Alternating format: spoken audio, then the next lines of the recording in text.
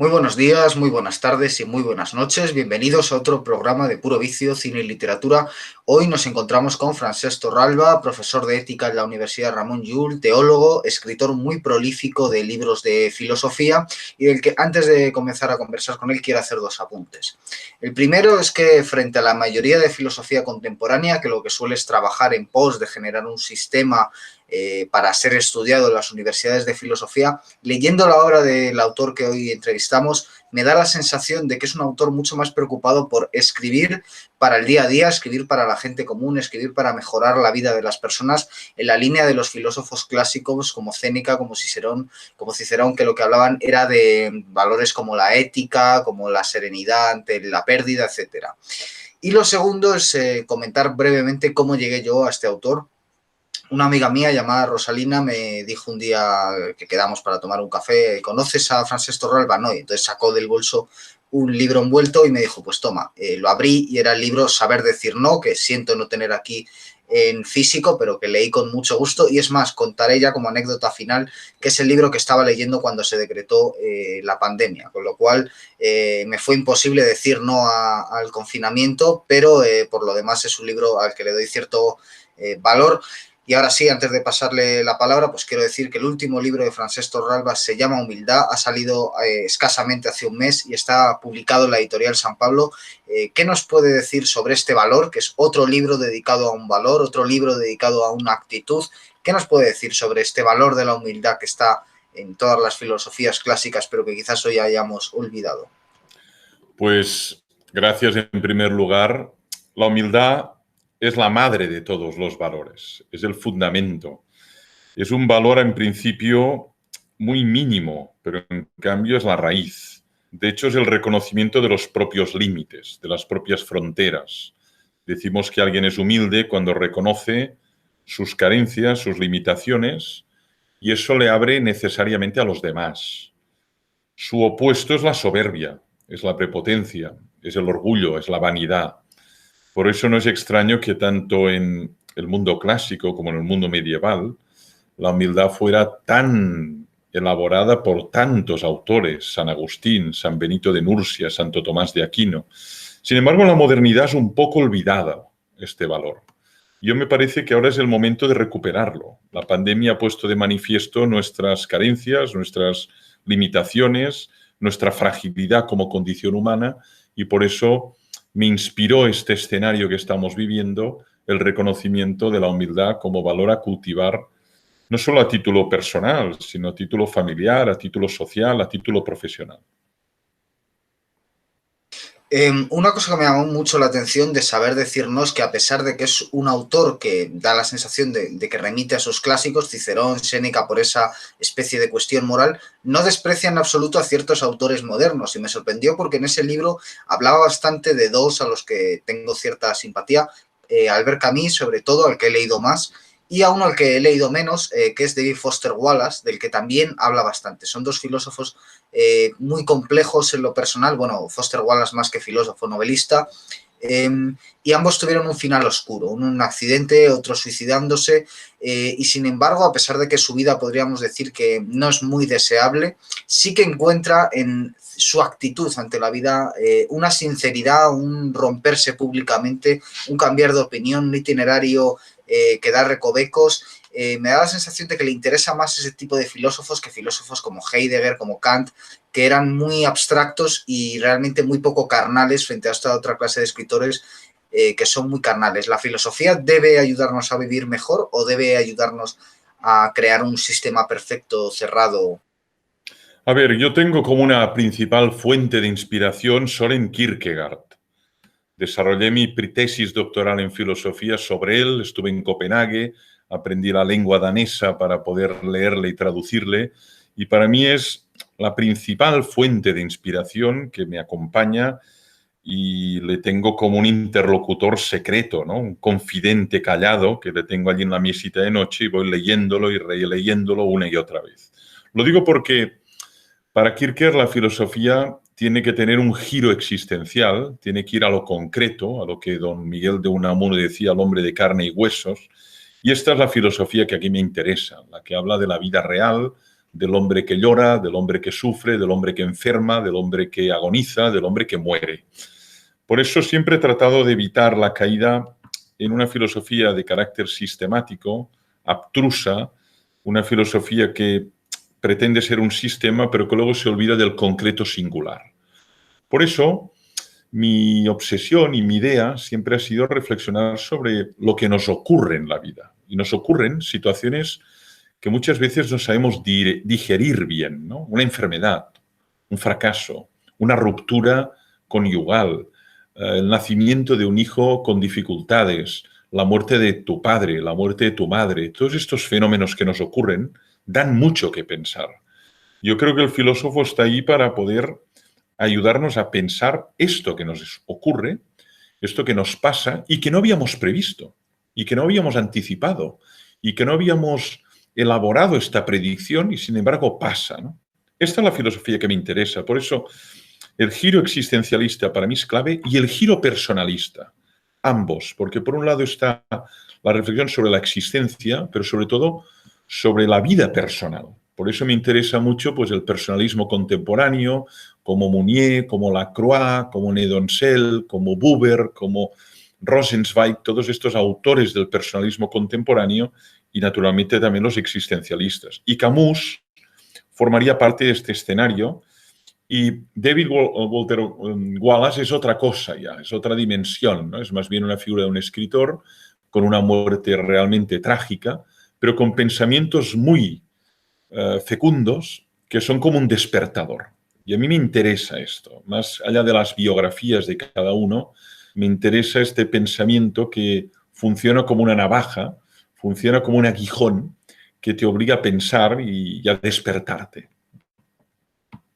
Si le parece, voy a ir introduciendo ciertos temas muy brevemente y usted, si le parece, reflexiona sobre ellos. El primero es incertidumbre. Incertidumbre es la nota que nos caracteriza. Todo es incierto en nuestra vida, salvo la muerte.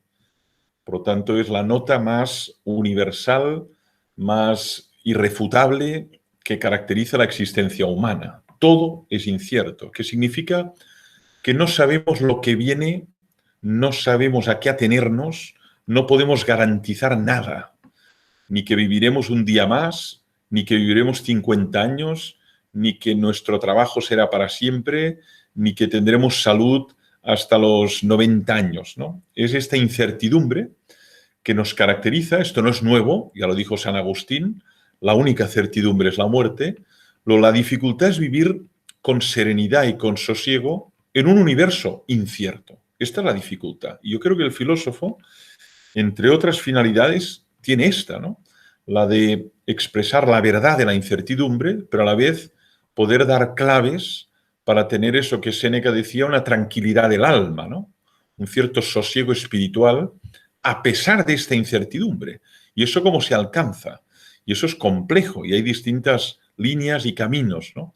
A mí el camino estoico me interesa Epicteto, me interesa Séneca, me interesa Marco Aurelio, porque también ellos vivieron una gran incertidumbre y nos dan máximas para intentar enfrentarse a este mundo incierto.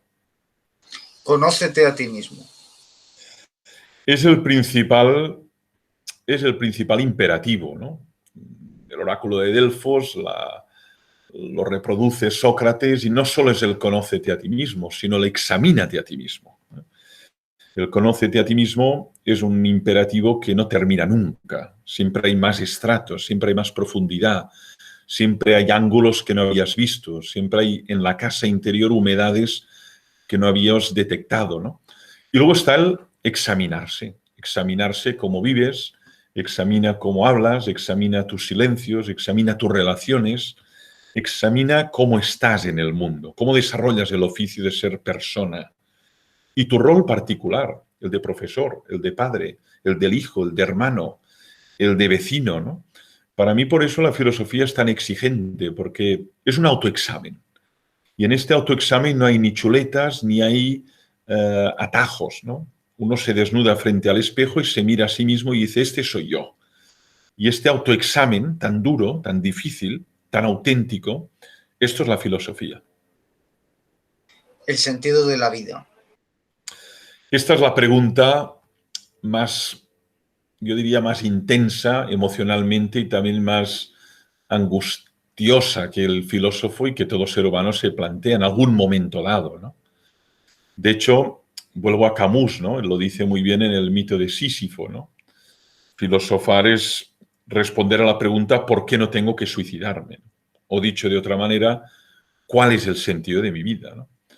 Y esta es una cuestión que, de nuevo, es una filosofía personalista y existencial, ¿no? Porque no hablamos del sentido del ser, ni del sentido del mundo, ni del sentido del cosmos, sino del sentido de mi vida, ¿eh? El para qué estoy aquí, qué va a colmar mi proyecto de vida, qué va a dar satisfacción, dónde tengo que poner mi talento, ¿no? En este tiempo que estoy en este mundo, ¿qué debo hacer con estas capacidades, con esta energía?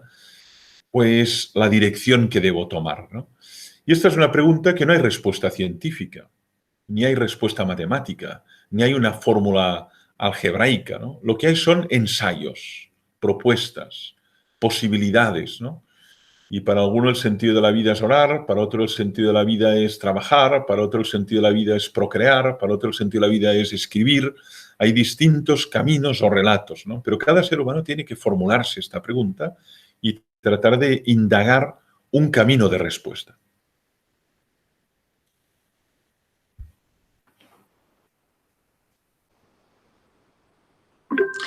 Pues precisamente mucha gente cuando se vio recluida en casa se vio sola y usted ha escrito mucho tanto sobre la interioridad, sobre estar solo desde un punto de vista fructífero, es decir, no cuando uno está solo por obligación, sino cuando uno está solo para explorar. ¿Cómo es esa exploración en la intimidad? Es que la soledad es una gran posibilidad, permite múltiples operaciones, por eso me interesaba reflexionar sobre ella. Generalmente tiene mala prensa y se trata siempre de evadirse de la soledad, de escapar de la soledad.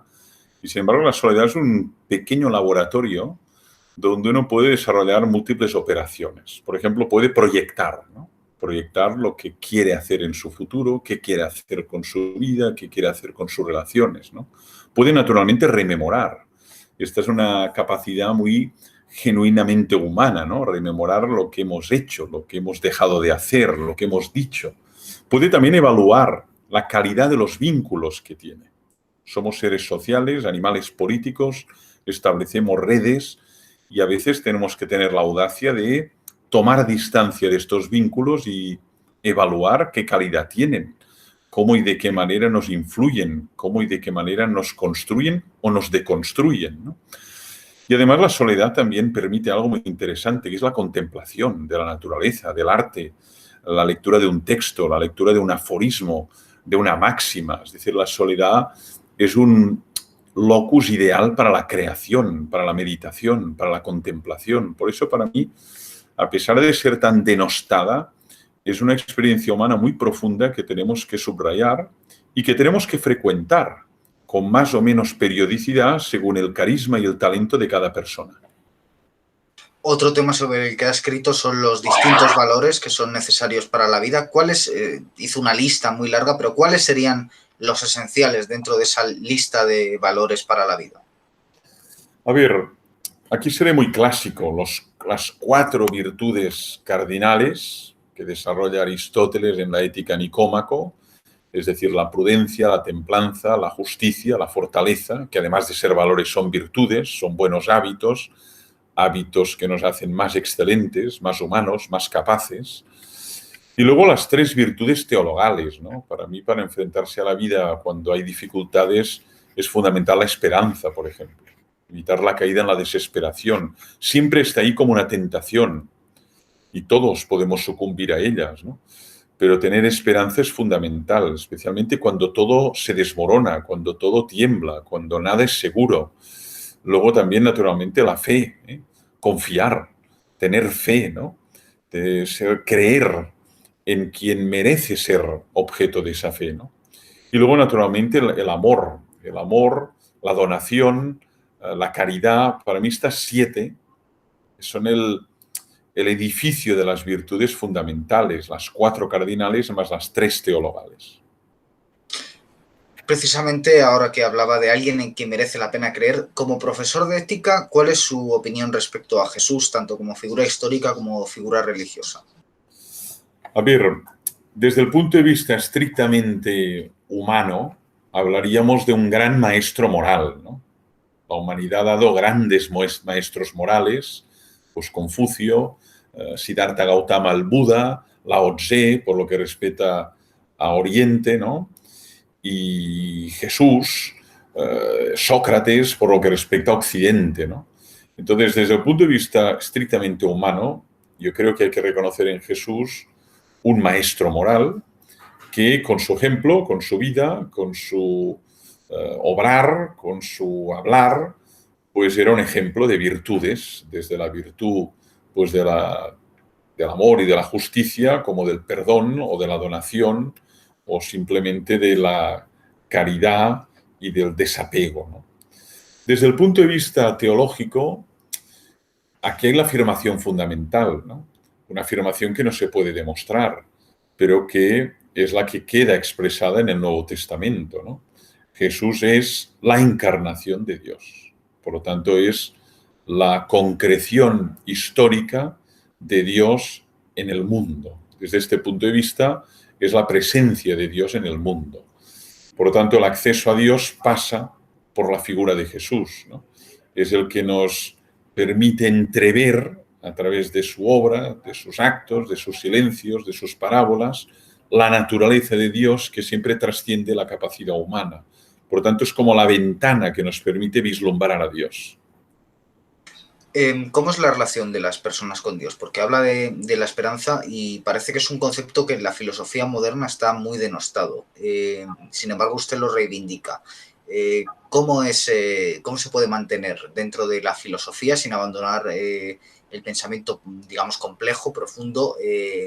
Una idea que para mucha gente lo mira casi que diría yo que con desprecio. Mucha gente desde la filosofía, la creencia en Dios, en la esperanza. A ver, es verdad, es un tema que en la filosofía contemporánea está muy ausente. Sin embargo, hay algunas excepciones. Piensa, por ejemplo, en Ernst Bloch, El principio esperanza. Piensa, por ejemplo, en el mismo, el mismo Gabriel Marcel, filósofo personalista cristiano, que escribe a fondo sobre la esperanza, ¿no? O el mismo Jürgen Moltmann, desde la teología, en su obra justamente Teología de la Esperanza, ¿no? Es decir, es verdad que no es un tema prioritario, sin embargo sí que encontramos textos, obras, también en nuestro país, Pedro Laín Entralgo, La espera de la esperanza, encontramos textos que tratan de describir esta virtud y no caer en una especie de ingenuo pensamiento positivo, carente de información y carente de conocimiento de las realidades y las dificultades de la vida, ¿no? Hay una esperanza inmanente que confía en las capacidades del ser humano. Y esta, para mí, tiene valor. Confía en que el ser humano, con su ciencia, con su técnica, con su ingenio, es capaz de ir superando las múltiples contrariedades. Y hay una esperanza trascendente, que confía en que Dios es capaz de todo, porque es omnipotente, por lo tanto su poder es infinito, en cambio el poder humano es limitado, finito, dada la fragilidad de nuestra condición, ¿no? A veces, solo cuando te falla todo, te abres a la dimensión de la esperanza última. Mientras tú puedes desarrollar por ti mismo y encuentras soluciones en tu ingenio, en tu fuerza, en tus bíceps, en la tecnología, puedes llegar a olvidarte de Dios. Pero cuando todo te falla, cuando tocas el último estrato, que es la desesperación, tienes dos opciones, o la autodestrucción o abrirte al misterio y abandonarte al misterio de Dios para que Él pueda hacer lo que tú no puedes, ¿no? Y hasta que no se toca este nivel, muchas veces se desprecia la esperanza trascendente. Pero muchas personas que lo han tocado es cuando esta situación les abre esta dimensión hasta aquel momento desconocido. Bueno, precisamente tengo aquí los tomos del Principio Esperanza, que es un libro, por desgracia, hoy poco leído. Hay un filósofo español también muy interesante que es Alfonso López Quintás, que dice que la ética es transfiguración o no es nada. Yo creo que es un principio que también casa muy bien con su filosofía, que tiene mucho de transfiguración. En alguna entrevista he visto que comentaba que ese era un poco el camino a seguir después de la crisis del coronavirus, el de la transfiguración personal. Sí, además yo respeto muchísimo a Alfonso López Quintás. Le he leído este volumen, que es un gran volumen, muy serio, muy profundo, muy elaborado a lo largo de toda una vida, de creatividad, de pensamiento, de fidelidad, por lo tanto, nada que decir. Y me parece que con esta frase sintetiza lo que realmente es la ética. Es decir, la ética no son palabras, ni discursos, ni conceptos, ni buena oratoria, ¿no? La ética o es cambio, o es transformación, o es transfiguración, o no es nada, ¿no? Es decir, los que nos dedicamos a la ética profesionalmente, lo que aspiramos es a construir personas y profesionales buenos, óptimos, excelentes, ¿no? Lo que nos interesa no es que sepan lo que es la justicia, sino que sean justos. No es que sepan lo que es la prudencia, sino que sean prudentes. No es que puedan definir de mil maneras lo que es, qué sé yo, la discreción, sino que sean discretos. Y esto es transfiguración, esto es cambio, esto es transformación. Y eso es muy difícil de realizar en el aula. En el aula enseñamos a leer, a comprender, a pelearnos con los textos, enseñamos distintas teorías, pero al final lo que transfigura es la experiencia personal y el ejemplo de alguien que ves cómo actúa frente a la novedad y a lo que no estaba previsto. Por eso es verdad, la ética o es transfiguración o no es nada, ¿no? Sino es simplemente exhibicionismo intelectual de quien va narrando teorías éticas, pero al fin y al cabo lo que queremos cuando enseñamos ético es transformar a las personas, es mejorarlas como seres humanos. Otro punto que llama la atención de su trayectoria es que haya estudiado tan a fondo a los filósofos de la sospecha, que es como se ha llamado a Freud, a Marx y a Nietzsche, que es una posición que se da poco entre los filósofos que precisamente afirman la esperanza. Es decir, que normalmente quienes reivindican a estos filósofos suelen reivindicar la desesperanza, porque al fin y al cabo eran tres materialistas. Sin embargo, como Bloch, que precisamente era marxista, usted reivindica también la esperanza habiendo estudiado estos autores en un volumen que les dedicó.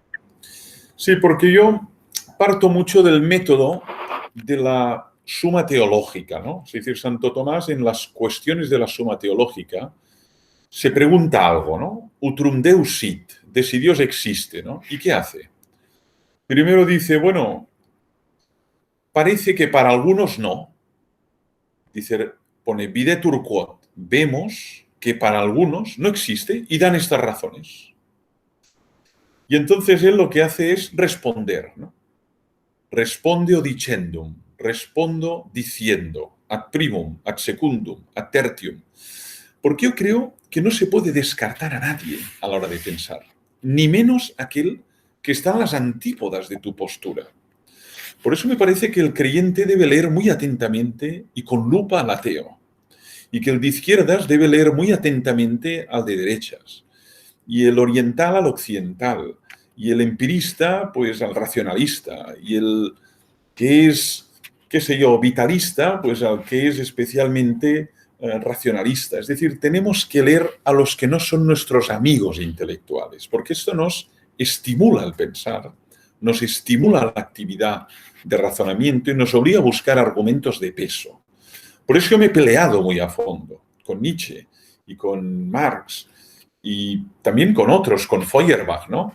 Además de los tres maestros de la sospecha, que es la expresión de Paul Ricoeur, sobre todo Nietzsche, porque creo que no debemos descartar a ningún interlocutor que con Honduras se enfrenta a las mismas cuestiones y llega a respuestas muy distintas.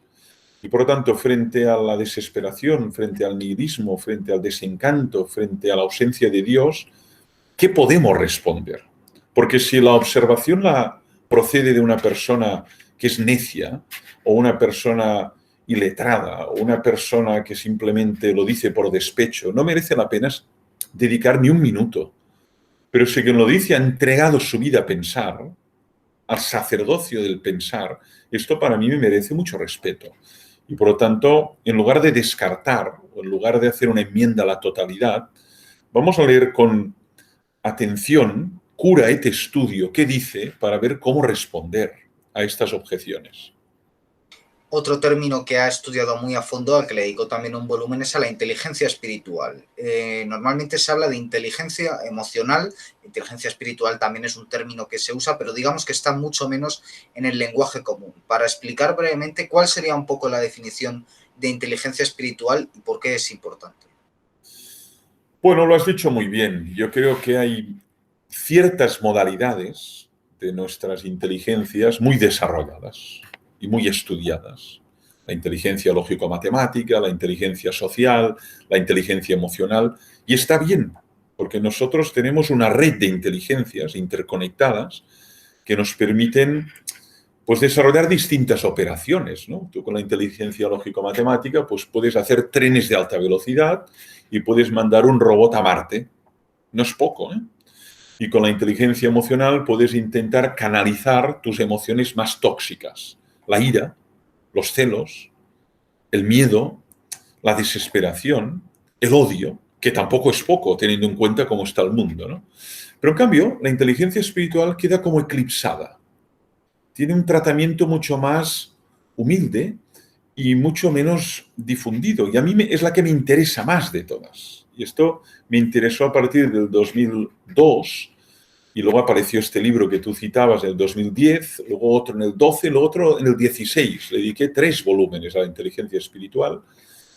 Es esa modalidad de inteligencia que nos habilita para operaciones de profundo calado, diría espiritual o existencial, ¿no? Una a la que hacíamos alusión hace un momento, ¿no? La interrogación por el sentido de la vida. La capacidad de maravillarnos, la capacidad de tomar distancia de las cosas, la capacidad de trascender, la capacidad de gozar del instante pleno, la capacidad que tenemos de autoexaminarnos y autovalorarnos.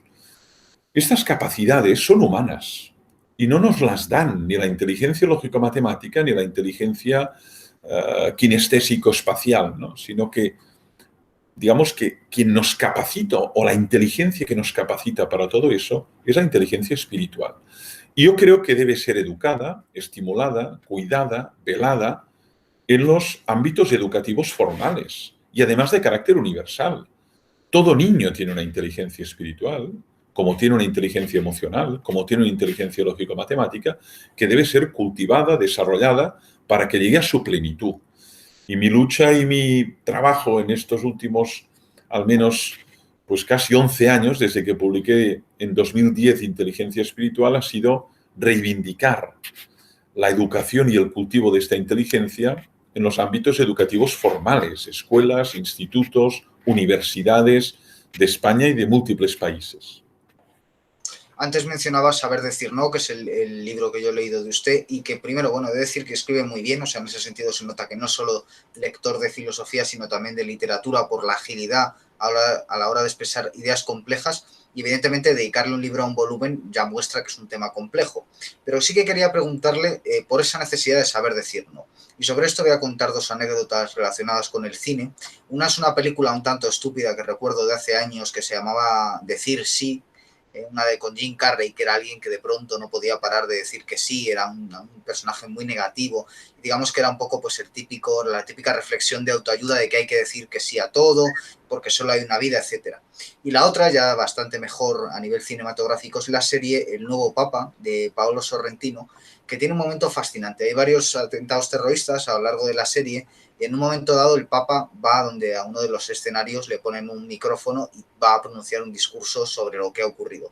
Y entonces lo único que hace es decir no. No, vuelve a gritar no, va subiendo un poco el tono y acaba gritando no. Y a mí me pareció que era verdaderamente bastante fascinante, ¿no? Como todo lo que puede sintetizar la palabra no. que ya digo que muchas veces está despreciada, pues no, pues te acusan de negatividad, etcétera. ¿Por qué es tan importante saber decir no cuando uno no está de acuerdo con algo, cuando siente, sobre todo interiormente, que eso no va con él, aunque pues digamos muchas veces lo pragmático diga que es lo más sencillo, o lo que hay que tomar, lo más conveniente, etcétera? Porque es la expresión más diáfana de nuestra libertad. Por eso aquí citaba Albert Camus, el hombre rebelde, que es el hombre capaz de decir no, ¿no? Y que no siempre dice sí. Y decir siempre sí generalmente es una expresión de debilidad o de cobardía. Uno tiene miedo a ser descartado, tiene miedo a ser un bicho raro, tiene miedo a que le critiquen, tiene miedo a ser identificado y entonces va tragando, ¿no? Sí a esto, sí a aquello, sí a eso y al final su identidad se va disolviendo, pierde autenticidad, ¿no? Si uno quiere mantener la autenticidad, tiene que alternar el sí con el no. A veces hay que decir sí, pero en algunos momentos y especialmente en algunas encrucijadas de la vida, hay que decir no. Y ese no hay que decirlo a pesar de que no gustará, a pesar de que uno puede quedar desplazado del rebaño y puede ser incluso señalado con el dedo, pero ahí es donde uno se juega su libertad. Y a veces no lo respetamos y vamos forzando a la persona y la vamos coaccionando para que al final diga que sí. Y sí, dice sí, pero lo dice sin convicción, lo dice para quedar bien, lo dice porque no le toca otro remedio. Eso ya no es libertad. Entonces la libertad es justamente aceptar el no del otro y que puede decir no con una sonrisa, sin excusas. Porque además, cuando decimos no, tenemos que buscar alguna excusa. Es que tengo que ir allí, es que el médico, es que no me va bien. No, no voy a ir porque no me interesa. No voy a leerlo porque no me interesa. No voy a ir a esa fiesta porque la gente que va no me interesa. Y me parece que es fundamental ser capaz, con cortesía, con educación, pero de alternar este sí con el no. ¿Cuál es mi impresión? Que a medida que uno se va haciendo mayor, es más libre en la articulación del no. Yo cuando tenía tu edad, tragaba mucho más. Tenía que quedar bien. Me impresionaba más la crítica de los demás. Quería sentirme parte del rebaño, aquello que Nietzsche dice, la moral del rebaño, ¿no? Y en cambio, a medida que uno va madurando, pues como sabe que tiene tiempo vital limitado, todavía le resulta más importante aprovechar el tiempo en aquello que para él es valioso, ¿no?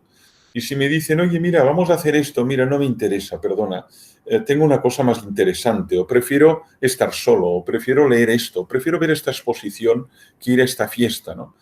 Yo creo que a medida que uno va madurando, se da cuenta que es más importante, mucho más importante, saber decir que no para justamente discernir bien qué hace con su tiempo, con el tiempo vital que le queda. Precisamente eso también me lleva a una escena de La gran belleza de Pablo Sorrentino, donde el protagonista dice también que al cumplir los 60 años se dio cuenta de que no podía perder el tiempo. Y quería preguntarle, precisamente antes por la referencia a la serie del nuevo Papa, por Bergoglio, el nuevo Papa, el Papa Francisco, al que le ha dedicado también, si no me equivoco, un volumen, un diccionario un poco sobre los términos principales de ese nuevo papado, y que mucha gente sí que considera que está incorporando nuevos elementos a la Iglesia. Hay otra parte de los creyentes que también es muy, muy crítica. ¿Cuál es un poco su visión de lo que lleva de papado Francisco? Bueno, en efecto, me ha interesado desde el principio. El último texto que he publicado es justamente Diccionario Bergoglio, que trato de desarrollar las palabras clave, ¿no?, de este pontificado, ¿no? Palabras que él va repitiendo y que son una terminología propia, ¿no? Pues periferias del mundo, periferias de la existencia, ¿no? Cultura del descarte, cultura del encuentro, eh, mundanidad espiritual, ¿no? Toda una serie de vocablos que no estaban en la doctrina social de la Iglesia y que ha ido incorporando y que para mí tienen una gran capacidad comunicativa y de comprensión más allá del círculo teológico y del círculo filosófico, ¿no? Esto para mí es un mérito, su capacidad comunicativa, su arraigo en los grandes temas sociales, inmigración, pobreza, soledad, desigualdad, su mensaje de un profundo compromiso con los más vulnerables. Y luego valoro especialmente de su pontificado su giro especialmente ecológico o medioambiental, ¿no? A mí me parece que Laudato Si marca un antes y un después. Es verdad que había textos anteriores al Papa Francisco, como Caritas in Veritate de Benedicto XVI, sobre el desastre ecológico, la necesidad de la conversión ecológica. Pero estos dos temas, lo social y lo ecológico, y este poder comunicativo con expresiones que llegan incluso a los no creyentes o los muy alejados de la Iglesia, para mí son virtudes muy poderosas de este Papa y que quedarán en la memoria de la Iglesia. Precisamente, si hemos hablado al principio de incertidumbre y casualidad o no, ha habido una tormenta que me ha impedido continuar con la entrevista, con lo cual más incertidumbre imposible. Y ahora estamos hablando más de esperanza. La Iglesia, que quizás es quien en tiempos de incertidumbre más debe representar la esperanza, ¿cómo debe ser un poco su papel en el siglo XXI? ¿Qué es lo que debe representar y sobre todo cómo debe representarlo? Es un debate que está muy abierto, cómo debe ser. Hay un debate sobre si debe cerrarse a unos pocos, ser una puerta estrecha para que solo pasen una minoría, si debe abrirse para que entre el mayor número posible, si debe establecer un diálogo con otras relaciones, con otras religiones, aunque eso suponga el abandonar ciertos principios o parecer más laxo, etcétera. ¿Cuál es un poco su visión sobre el papel que debe tener la Iglesia? Pues tengo la gran suerte desde el año 2011 de estar en el Pontificio Consejo de la Cultura como consultor. Y eso realmente me ha permitido, pues esto, ¿no? Tener debates de mucho calado y con personas de mucha trayectoria sobre justamente esta pregunta. Y con el tiempo he ido madurando lo que sería una respuesta, ¿no? Yo creo que, en primer lugar, debe estar en los focos de desesperación con la finalidad de proyectar luz, ¿no? Ser luz en el mundo. Y focos de desesperación hay muchos. Hay la drogadicción, hay la violencia de género, hay el hambre, hay la pederastia, hay la soledad no deseada de muchos ancianos, hay desigualdades. El primer punto es estar donde hay desesperación, donde hay el Viernes Santo, para proyectar luz. Debe ser también un espacio, un ámbito de rememoración, ¿no?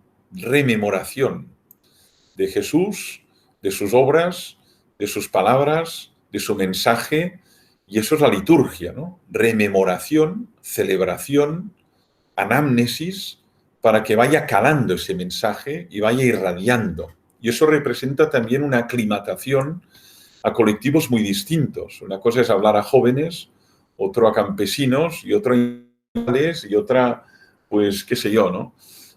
Personas discapacitadas, ¿no? Pero no puede excluir a ningún colectivo. No es una comunidad de élite, sino que es una comunidad abierta al mundo y de pecadores, ¿no? Pero me parece que esta apertura al mundo no debe interpretarse nunca como pérdida de su esencia, ¿no? La misión de estar en el mundo es fundamental en la Iglesia y a la vez estar de un modo significativo. Decir un mensaje que llegue, que cale, que transforme. Y para hacerlo hay que salir fuera. A mí esta idea de Evangelii Gaudium del Papa Francisco me parece muy interesante, ¿no? Porque es este éxtasis, ¿no? Este salir fuera, no quedarse dentro esperando, sino salir fuera donde hay sufrimiento, donde hay desesperación y tratar de transformar esa realidad nutridos por el Evangelio. Y eso es muy complejo y muy difícil y fácilmente uno se equivoca, fracasa, se desanima. Por eso es tan importante la comunidad y no hacerlo solitariamente. Pues Francesco Robla, no quiero robarle más tiempo, así que le voy a hacer dos preguntas finales, si quiere contestarlas brevemente. Una de ellas es sobre la dicotomía trascendencia-muerte, que parece que ha cambiado mucho nuestra relación con ambas en los tiempos que vivimos, en el sentido de que en otra época parece que la muerte se asignaba, se reconocía como una parte ínsita a la vida y con una postura de resignación. Y hoy incluso la llegan a plantear algunos como enfermedad, como algo que se puede curar, como algo que va a acabar, etcétera. Y precisamente que eso no llegue a suceder, lo que parece que provoca es más ansiedad en la gente de cara a la muerte. No sé si hablar de angustia incluso, como antes hemos mencionado a Kierkegaard. Y del otro lado, también un poco siguiendo con Kierkegaard, estaría el salto de fe, ¿no? Cómo precisamente ese salto de fe es quizás la respuesta a esa angustia, ¿no? El atreverse a depositar la esperanza en la trascendencia. ¿De qué forma estos dos conceptos pueden sobrevivir, digamos, manteniendo esos valores clásicos o que no envejecen en un tiempo que parece que los quiere remodelar? Mira, frente a la muerte, que es un tema naturalmente que ningún filósofo puede evitar. De hecho, ya decía Platón, ¿no?, que filosofar pues es prepararse para la muerte, pensar en la muerte, dar vueltas a la muerte. Montaigne lo recuperó en los ensayos. Es decir, no podemos filosofar sin tener la muerte como horizonte, ¿no? Entonces, la muerte, a mi modo de ver, hay como tres actitudes, ¿no? Primero, la más común, no pensar en ella. La evasión, distraerse, ocultarla, poner un tupido velo y acercarse a ella como un cangrejo de espaldas, ¿no? Esta es una opción que no la podemos aceptar porque es pueril, infantil, es una actitud inauténtica, pero es la más común. Dos, la resignación estoica. Bueno, nos morimos, ¿qué le vamos a hacer? Hay que aceptarlo. No hay más. Sería como la aceptación de la finitud, del final. Y yo esto lo respeto, pero me rebelo frente a eso. Recuerda Unamuno, ¿no? El hambre de inmortalidad, el hambre de Dios, el deseo de seguir siendo yo, pero no solo yo, sino que siga siendo mi esposa, que siga siendo mi hijo, mi padre en paz descanse, que siga siendo, ¿no? Por lo tanto, hay la segunda actitud, que es la resignación estoica. Y hay la tercera actitud, que es la esperanza. No en la potencia humana, ya sabemos que no podemos. Podemos alargar de la vida de un ser humano, pero no podemos, no somos capaces de superar el desafío de la muerte. Entonces aquí es el abandono en Dios, ¿no? Es el salto de la fe. Kierkegaard lo denominó el salto de la fe, ¿no? Que generalmente solo haces cuando tocas fondo. Hasta que no tocas fondo, tratas de salirte con la tuya, buscar tus remedios caseros, ¿no? Pero cuando tocas fondo, cuando realmente estás a las últimas, es cuando te abandonas en Dios y dices, bueno, pues me pongo en tus manos. Tú que lo puedes todo, tú que puedes resucitar de entre los muertos a aquel que había muerto, me pongo en tus manos. Y ese paso representa la humildad con la que hemos empezado y el salto de la fe. Pero a veces, para hacerlo, uno tiene que tocar fondo.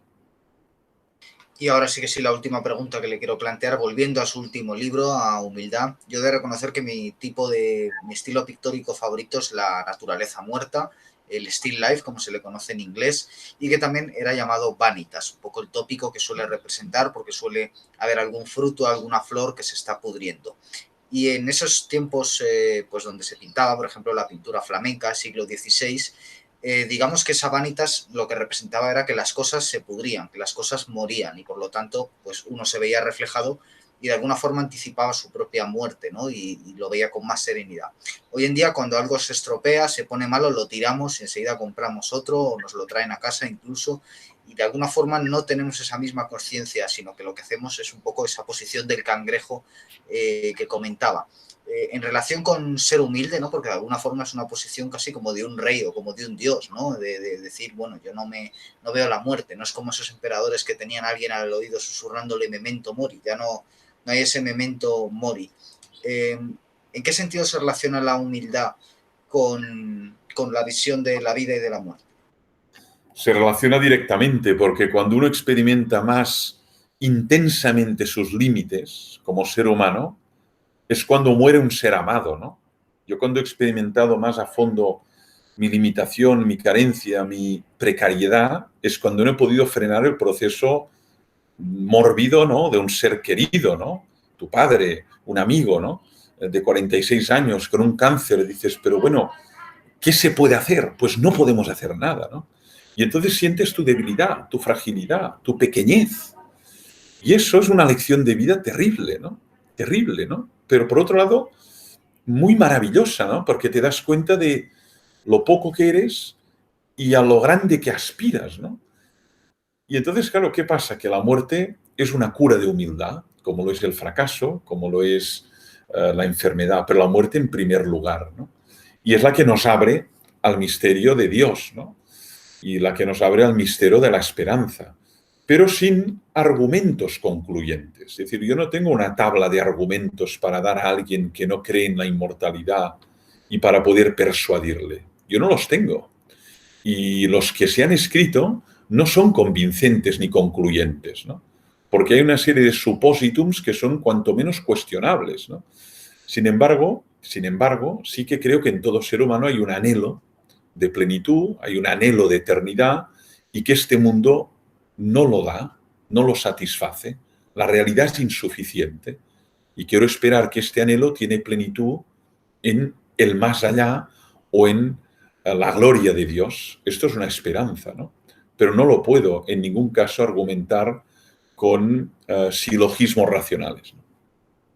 Pues Francesc Torralba, comenzábamos hablando en la primera parte de la incertidumbre y hemos terminado hablando de la incertidumbre, solo que de una forma mucho más esperanzada, que yo creo que también es lo que se encuentra en sus libros. Le agradezco mucho que haya accedido al programa, le pido disculpas por los problemas técnicos y seguro que los espectadores pues también agradecen su presencia. Tiene numerosos libros donde elegir, es decir, que ya hemos tocado distintos temas. Quien quiera profundizar pues ya sabe que puede buscar el libro destinado a dicho tema que tiene Francesc Torralba. Solo me queda agradecerle su presencia y agradecérsela al espectador. Volveremos pronto con más programas aquí en Puro Vicio, Cine y Literatura. Hasta pronto.